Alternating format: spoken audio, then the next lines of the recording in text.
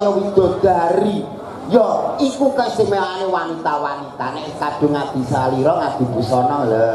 Wong wedok iki anggere sansaya rapet kualitase apik regane larang. Walah tenang ya, Pak. Tanggoku kae gak gelem rokane selawe sak glitake. Sik jenengan tanggane dilokne, bojone dinyek. Ken mau sing dilem kok bukesi. Upamane Mas Dulang jenengan duwe garwa kaya bukesi kira-kira piye? Lah, piye jajal? Umpamane ndek garwa kaya bukesi ngono piye jajal? Ketoke ora mungkin. Sing jenenge Kurang menduwur. Ora apa to. Yo petugas iki urung pinter. Berarti petugas magang kamerane kurang mendur. Barang mendur lagi kotak ini janenya laki-laki. Sehat. Aku ya wis alhamdulillah anakmu wong lho gak rambut tok.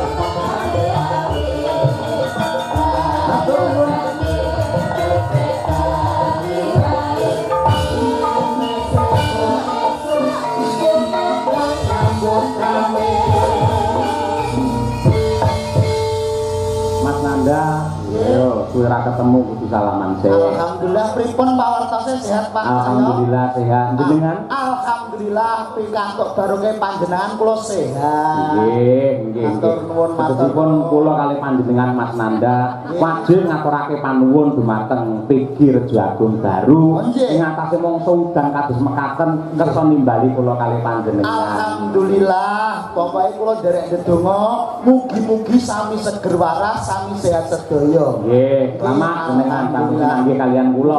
Seger waras nggih Mas. Mergo wong urip sing bakune awake kudu waras kuwi dhisik. Lah leres niku. Nggih to. Pokoke kudu sehat, kersane kepanggih terus berbahagia semuanya. Ojo kalah semangate karo keluarga besar PG Rejo. Lho nggih kula tetep semangat. Napa boleh rukun kompak menggunakan gaman panunggal selalu bersalam-salaman. Bila saking menika dadi tutup. Ora kasil salaman mbek kono ya mbek watu Azarawat to.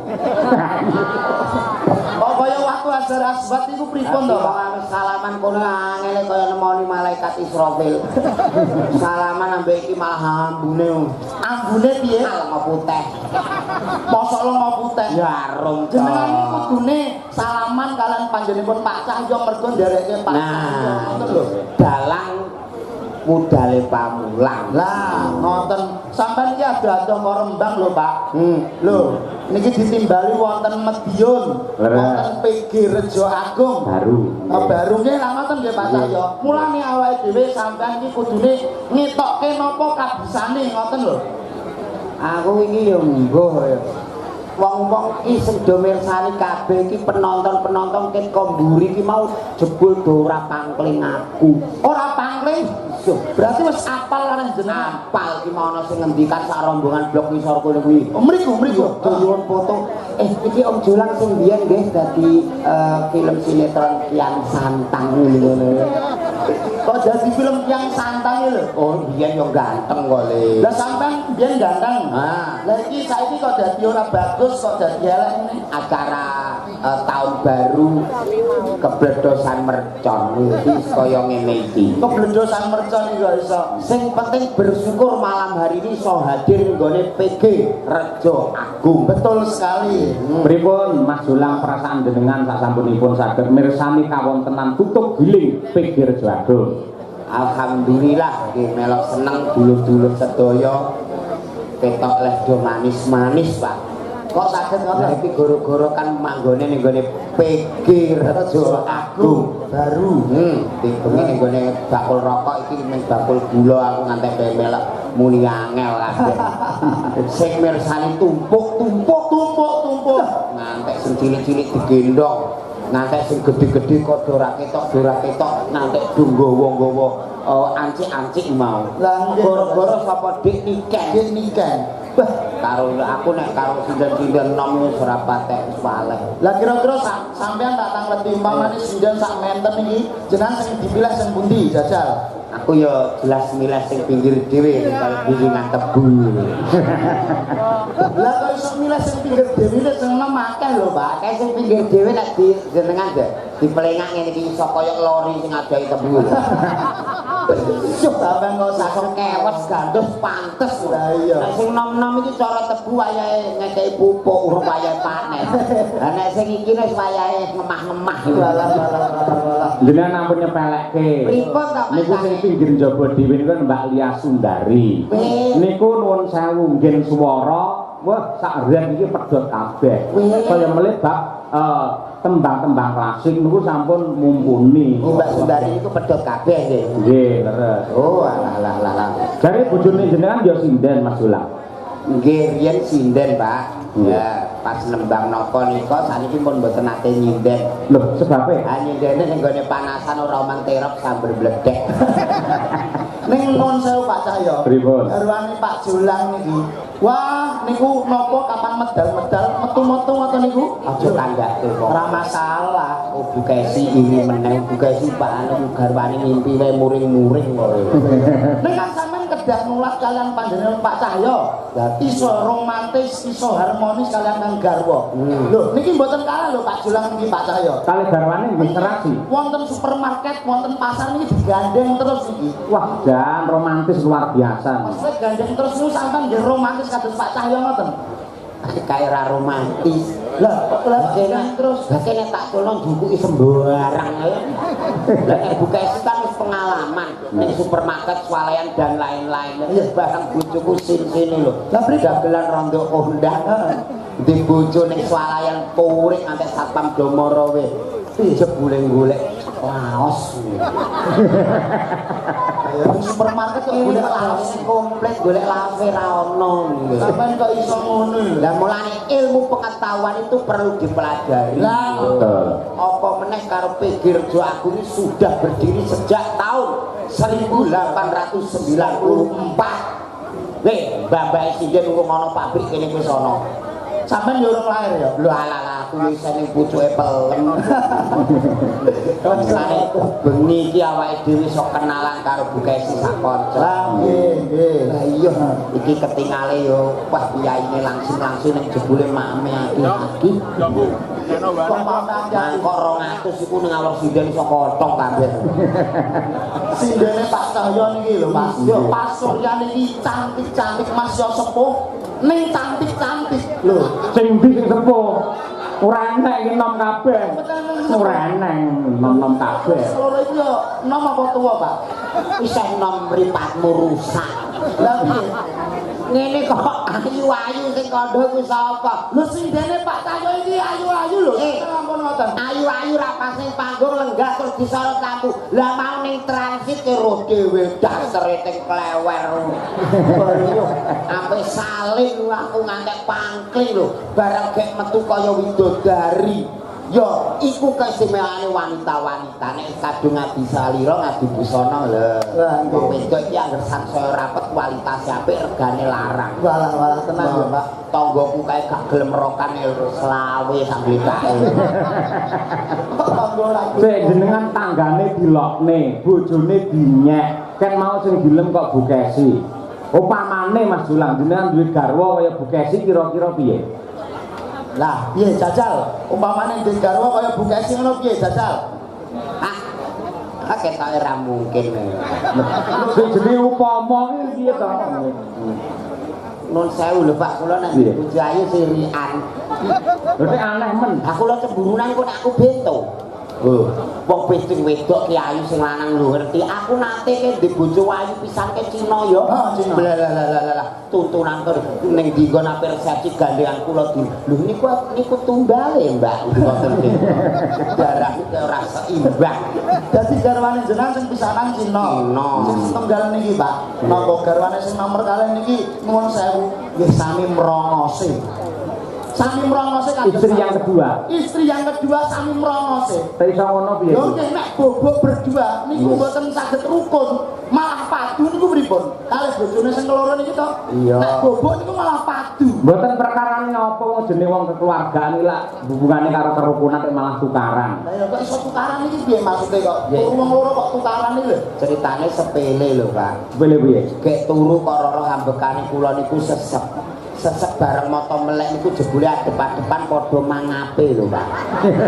Yo oyo-oyoan angin. Angin.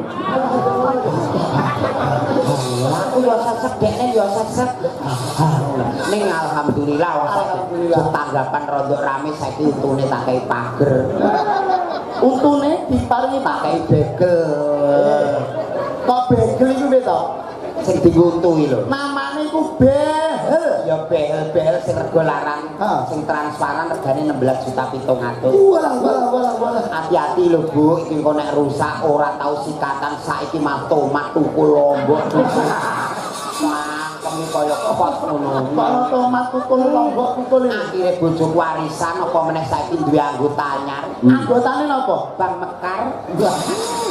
Isin karo kancane saiki waluh. Piye Pak piye? Aku isin lho Mas. Aku isin. Isin Dan iki begele iki lho tak coplokno. Tak copot. Heeh. Ning Surabaya ora ngatasi. Surabaya ora ngatasi. Jakarta ora ngatasi. Jakarta ya ora ngatasi. Sagone Singapura. Wih, dagelan kaya garangan ngene kok iso. Ya wong Singapura Rai nomor loro Mas sing penting iki kayane. Waduh. Leleng tenan iki. Gowo ning Singapura. Gowo ning Singapura. Arep nyepot Dokter telepon kula.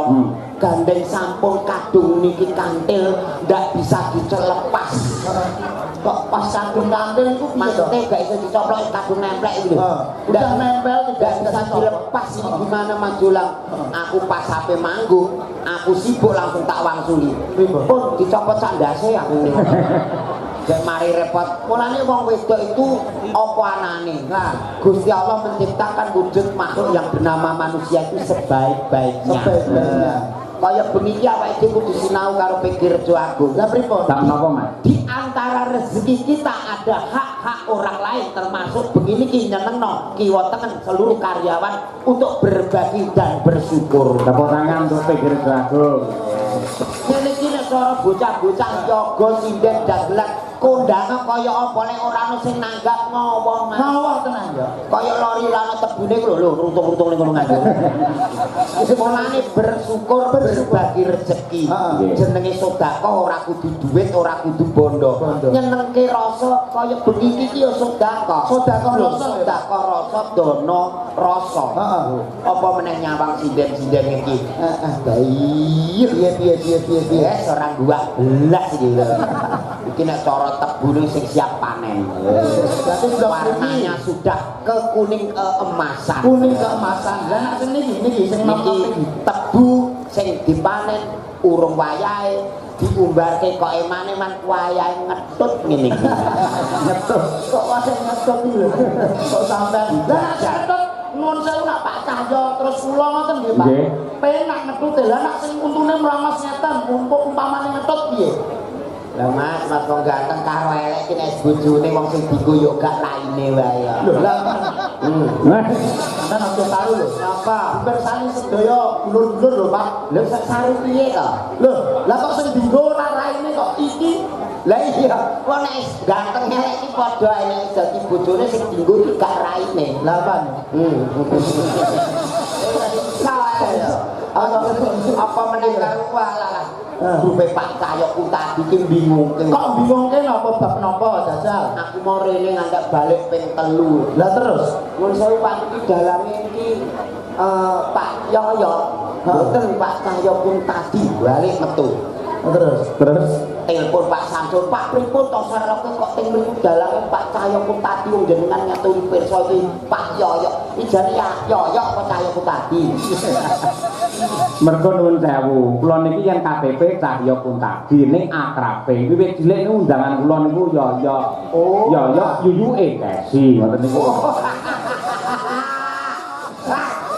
Kene iki lho, sok nak awakmu dianak jenakno sing jenenge loro. sing jenenge loro Ya dadi nek mek utangan glibet iki gampang.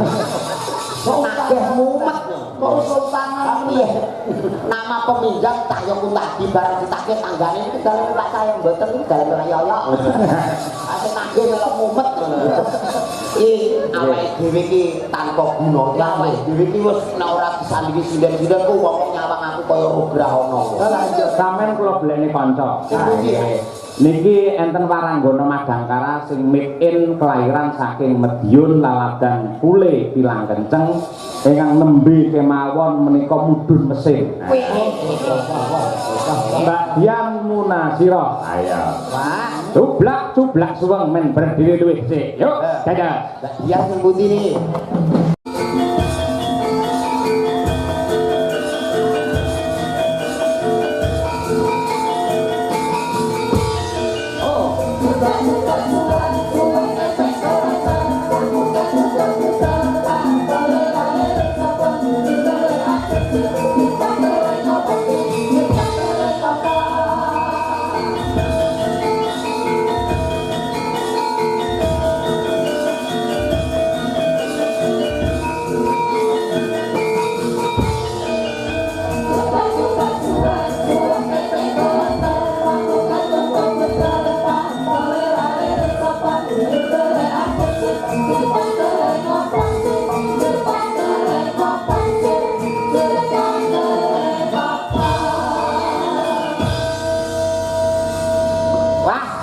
Dalu Mbak Dian. Sugeng dalu Pak Dolar. Nun sewu mak sange ngendikan nembe turun mesin nggih. Nggih. Wah, aku wingi ngeterke tonggoku to Le. Heeh. Bojone meteng tak terke ning rumah sakit USG iki bareng ngerti hasilnya manggeblak lanang. Lah piye napa? Ah ning gone TV hasil USG ku gambare bayi rambut tok, Mbak. mosok wis ngono iya lho petugasnya piye petugasnya Kleru lek mesthi kleru kuwi. Boten kleru ngoten. petugasnya piye kleru apa piye USG iki kan lho ning gone TV kok gambare rambut tok terus gek lambene iki muncul ora mungkin to Le. lho petugasnya piye Aku muring-muring karo petugasnya pripun iki hasilnya kok ngeten jebule petugasnya lagi magang kamerane kurang menduwur. Ora apa to. yo Petugasnya iki urung pinter. berarti petugas magang kamerane kurang mendur barang mendur lagi kota ini janenya laki-laki sehat aku ya wis alhamdulillah anakmu wong lho gak rambut tok aku barang ngono ku dokter apa petugas apa sing menjelaskan kesehatan iku ya isih magang muni ngene nun sewu bayine sehat to Mbak sehat nun sewu tapi matane dewi-dewi muni ngono ha motone awor mlumpuk ngene iki yo iya motor dhewe-dhewe semua itu harus disyukuri ya Kula niku ndek ini nggih pas sajeng lahiran niku di USG to. oh nggih Niku napa sirahe bayike niku wonten nuntuke. oh ala gone bapake kakean ngene bapake kakean ku piye ngono lho ngantek nglumpuk ning kene iki kan yo padha ae mosok ngantek nuntuk barang Nggih wonten nuntuke ya. lho ala mulane bapak Kuwi anu ketubang kuwi. Nah, Banyak ketubang. Tuban apa Lamongan to Pak banyu ketuban kok lamongan iki lho oh nggih terus ajeng lahiran niku lho, ben kula ngrasakne ngenteni buka 50 niku ora buka-buka iki, Pak. sindan iki aku yo ngantek gumem pintu gerbang kok ngantek 50 iki iku bentuke terus nganti piye yo ayo modane kaya wah iki kok wae Makau. Bareng lanjut kata-kata wah. Lah iku lek lagi monggo Mbak pun buka papat, monggo Mbak pun buka 6. Lah nek ngono ra sing ngitungi ra tenggo kabeh. Dirul papat, nembe 40 Mbak, dirul papat, 5 Mbak. Ora pegel. Itu waduh jenengan belajarlah tentang ilmu kedokteran. Nggih, soalnya kula dikekrek niku lho mboten lewat dalan. Nggih, tenge dikekrek. Operasi sesar. Piye, Pak? Sesar. Dik nun sewu jenengan iki lak disesar to. Jenengan pun priksa melih mboten. Sampun. Dik aku maca ning TikTok ki ana lho, bar disesar jaite kerapeten. Terus malah HP pipis angel kabeh. Lho, disesar niku wetenge sing disesar mboten ning wetenge. Lah barine muntir terus maro rene terbul. Lah kok iso iki piye? Apa nek bayi piknik ora? Kira-kira sampean biyen lahir iki kira-kira disesar apa? Lancar. Lah biyen urung usum dokter urung usum puskesmas kok le. Ya terus begitu ngarani wong dalane elek mak iku digendong bapak karo aku ceblok ning kebunan ngene. Pengintan. Bagian saat gandeng jenengan wis magister seni ucapkan selamat sukses untuk Pegir Jagung. Iki yang Madiun. Ayo. Nggih. Selamat malam Bapak-bapak, Ibu-ibu semuanya yang ada di sini. Pak Imam, Bu Fatimah, Mbak, aku mau sing ngajar awat Sumirah. Mbak Sumirah nggih. Selamat sukses kagem tutup giling Rejo Agung. Semoga di tahun ini buka giling lagi ya Pak? Ya. Ini kira tahun pisan buka dan tutup gilingan. Ya nanti kalau buka giling nanggap Pak Cahya lagi, tutup giling ya nanggap lagi, biar sukses buka dan tutupnya. Aku gak kondo amin. Lah muni Pak Cahya tok aku rambut saking. Mungkin jenengan usul Pak Cahya. Ora. Lagi enten pamundhut. Nah. Assalamualaikum warahmatullahi wabarakatuh. Waalaikumsalam. Nah, mumpung enek Pak Bak wis teko iki. Saking mbahno kulit Petung Rejo Muntara Nabi Magetan. Ngersakaken gending utawi lagu sambung wanci dalu katresnan sejati. Nggih, wau sampun. Rondo kempling kagem penonton sedaya kemawon. Nggih. Ya coba diaturake iki sambung wanci dalu. Lah gandeng nuwun sewu ki lak pelawake kalih. Nggih. Ketoke kok junjing yen ora digenepi pisan, Mbak. Chandra Mulya pisan, Mbak. Ayo Chandra. Salah. Kemeruh iki ora. Kemeruh. Lah, aku seneng sing ngono kuwi nganti ngimpi-ngimpi kok, Pak. Baik. Sinden loro kabeh mesin malah. Nun sewu, piyai loro iki nun sewu. Piye, Pak? Pun kemiki ta. Nggih. Cek. Jenengan kok pirsa nek kula ngemiki? Lah kula dhewe nggih tau di bojo ayu tur model ngene iki. Oh, ngoten to. Nggih kula ngemiki kalih. Kalih sinten to, Mbak? Yo kalih anake to ya. Sing setunggal niku umure nembe 3 sasi. Lah sing setunggal umure 34. Jenengan iki sik, jenengan umur pira? Jenengan iki umur pira kok anak wis umur 34? Lah kan sing tak miki sapa? Lah sinten? Anakku. Anak umur 34 ya. Sing siji anak barep. Sing siji anak barep, siji anak nomor loro. Oh, anak barep umur 30. Oh, bapake. Hati-hati lho, Mbak. Hati-hati.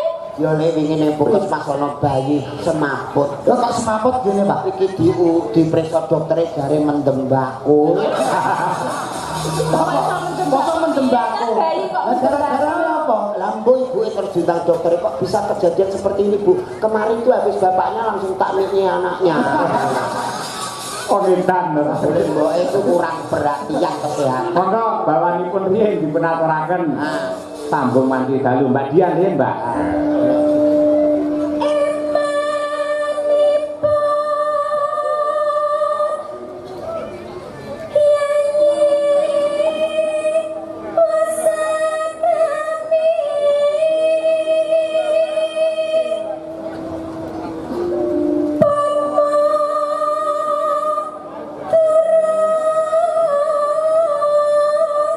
Soneng kang anggarwa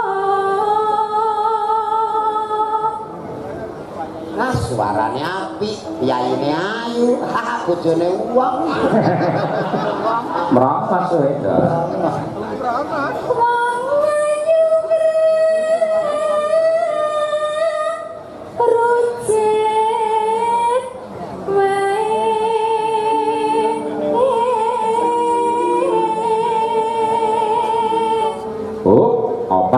Mbak Sandra Mulia.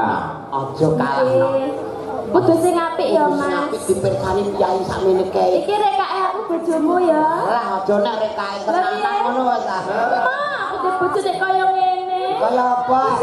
Lah piye nek bojo kaya ngene nek salat ngono wong salat barengan.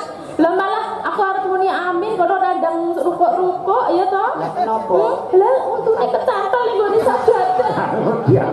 Tur yo ora pantes mamane digandeng-gandeng ora pantes. Mboten pantes. Mbak ini kan pantes. Aku yo rada. Rada apa? Rada member ngono kuwi ya. Jajal lah kaya ngono kuwi jajal. Nggih, dengan piye? Ngeten iki lek sing mirsani lek ya piyayi-piyayi sing napa mirsani wonten mriki to. Jenengan tak ngerti. Bapak Ibu, kula kalih rek jolang niki cocok napa mboten? Boten. Alah terus sing muni atine elek. Yen kanggoku cocok jenengan karo Mbak Diajeng cocok. Cocok ya. Dasare Mbak Diajeng ayune kaya komorate, sing kakung kaya komodo. Sing penting dihilate niku. Iya Mbak Sandra, iya.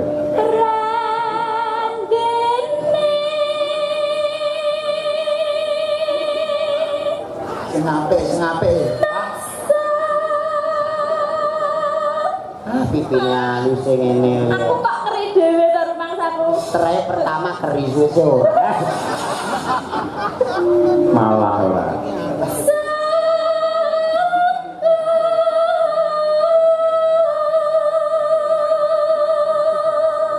Giwangmu kok cemlorot to nek giwang. Iki jenenge bros ya, Mas. Bros ra iki. Lha kok saya mengisor? Aku iki kero kok no. Amin. Ora apa-apa. Bros kok iso meli-meli. Ya ta matane. Ya. Kero no. Ya aja terusan nek kira. Ganti liyane. Kok kleru tak kira pasoncane kurang munggah iki.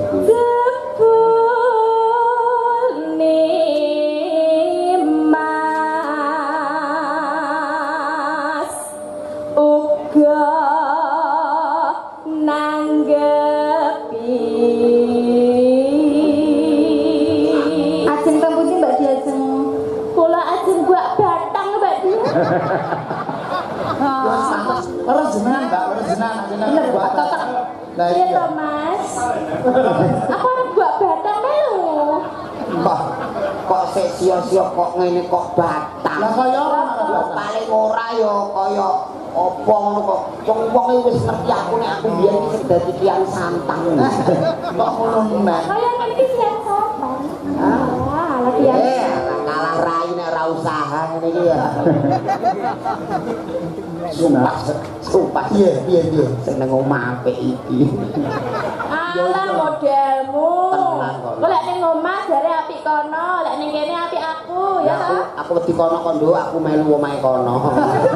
Tapi nek Saya nunut. Ayo.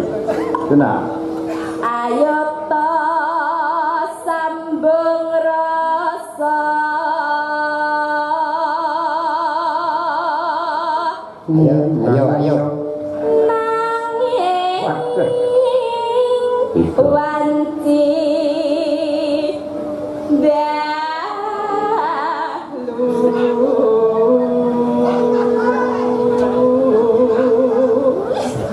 Kene ya. Ya. Jane iki mau bermangan apa? Apa to? Wis seru bermangan apa? Aku bar mangan sembarang iki mau disuguhi godhong pelembarang kowe. Lah ya lho ya kaya pedes. Wes, ayo ya nak. Plek. Wes, plek. Ah, ngene kok tak ibu 50 ya. Ayune kaya ngono sampai 50 iki lho, sampean iki lho kok iso. Ah, kowe wani. Aku ngono ya ora. Ora wani to, Mas. Aku Aku yo wani, Mbak. Ya coba. Ayo. Oh, empuk. Rasanya kayak apa ya? Rasanya kayak apa? Malah Empuk ya. empuk wong Bakwa. Lah iya ngono kok awake menikal kaya ngene. ngono kok gayane. Lah iya. Lah pengapesanku dilunggui. Lah ya kok. Kok pengapesan dilunggui? Kono empuk lah kene atos. Lah ya to lagi dienggo watuk ya mencolot. Ya. Ya nah. Ngerti dhewe. Nono ingkang rubeda nyuntak tresna nadyan mung srana piranti Mbak Dian Munasira. Yo. Mbak Sira. gambarmu uga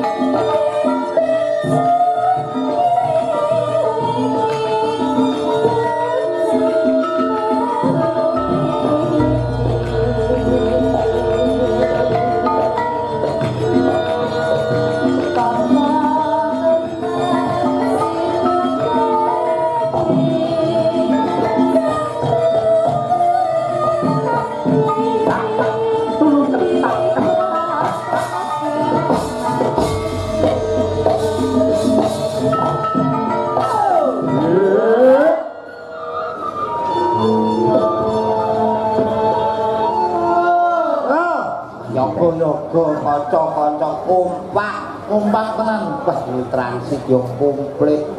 Ana soto, ana kerupuk. Wah, Nggih. Panjenengan sampun dados ciri khasipun panitia Pigirejo Agung nggih pun nyugata dumateng seniman menika luar biasa. Nggih. Jos sanget ngoten. Nggih. iki emang entek sing iso urip bareng kok Mas. Kok iso? Dadi belengko nek jenengan ajeng konturan sarapan. Ya ini bijaksana kaya ngono. Memikirkan sampai sedetail itu. Wah, itu payung-payung disiapke. Nggih napa? Itu payungan. Nggih. Ya, selesai. Mendah boyo